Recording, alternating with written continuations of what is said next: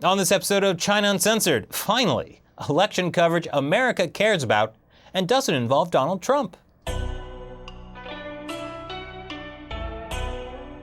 Hi, welcome to China Uncensored. I'm your host, Chris Chappell.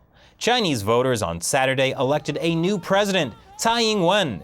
And by Chinese voters, I mean the people of Taiwan, not the people living in the other China, the one without elections, even though their leader is still called the president for some reason. Still waiting for that interview, by the way. Now, sure, Taiwan has a democracy, but according to my favorite Chinese state-run media, Global Times, the one-person, one-vote system in Taiwan is not mature, by which I assume they mean it's less mature than the mainland's one-person, no-vote system. Clearly superior. Anyway, not only did Tsai Ing-wen win Taiwan's election by a pretty big margin, her party, the DPP, also took 60% of the seats in parliament. The opposing KMT party, which has been leading Taiwan for the last 8 years, suffered a big defeat. Now, the U.S. government has been watching this election closely because U.S.-Taiwan relations are, let's say, politically sensitive with respect to mainland China. Tsai Ing-wen's party, the DPP, is known for taking a more pro-independence stance.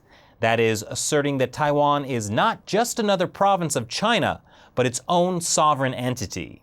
You can learn more about that issue here. The Communist Party, in no subtle terms, disagrees with this stance. The Chinese Communist Party has hundreds of missiles aimed at Taiwan and has promised to use force to take back the island if it declares independence. They even held Taiwan invasion training drills last year. Global Times, always the rational voice, responded to Tsai's election by saying any pushes for independence were mere hallucinations, and that if she were to cross the red line of cross-straits relations, she will meet a dead end. Hopefully that's just a poor choice of words and not a thinly veiled death threat.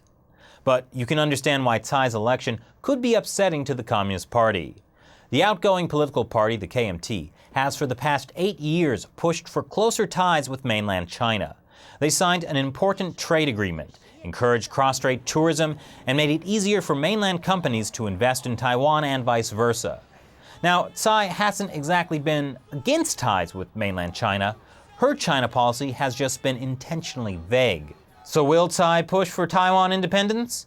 And will that mean the Communist Party will invade Taiwan, forcing the U.S. to fulfill its promise to come to Taiwan's defense, sparking the deadliest U.S. military conflict in Asia since the Vietnam War?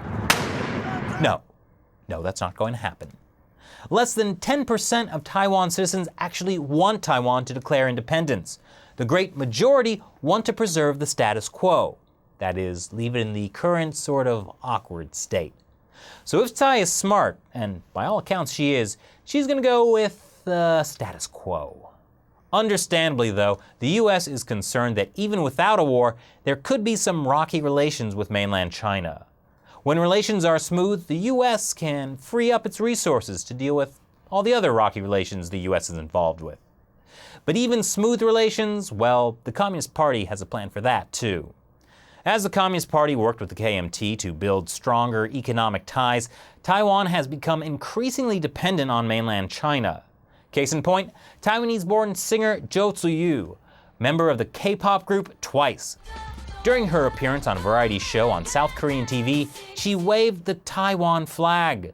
Then Chinese people, including possibly the same type of 50-cent commentators who write pro-CCP things on my YouTube channel, were upset, outraged, in fact. How dare she wave the official Taiwan flag while in Korea? Long story short, after a media firestorm, Jo was forced to apologize. And now she's taking a break from performing in China so she can, reflect seriously on her actions. Many think her Korean management company, JYP Entertainment, felt this apology was necessary to, you guessed it, preserve their access to the Chinese market. So suffice it to say, cross-strait relations are complicated. Nobody wants war. But a lot of people on both sides don't like the way things are. The CCP is using economics to control Taiwan. In other words, Tsai's got her work cut out for her. But Beijing wouldn't be wise to underestimate her. A leaked U.S. Embassy cable called her extremely capable and very persuasive. Plus, she likes cats, and we know how dangerous cats are. So what do you think is next for Taiwan? Do you think Taiwan should be independent? Leave your comments below and, oh, hey, what's this? How did this get here? Anyway, thanks for watching this episode of China Uncensored. Once again, I'm Chris Chappell. See you next time.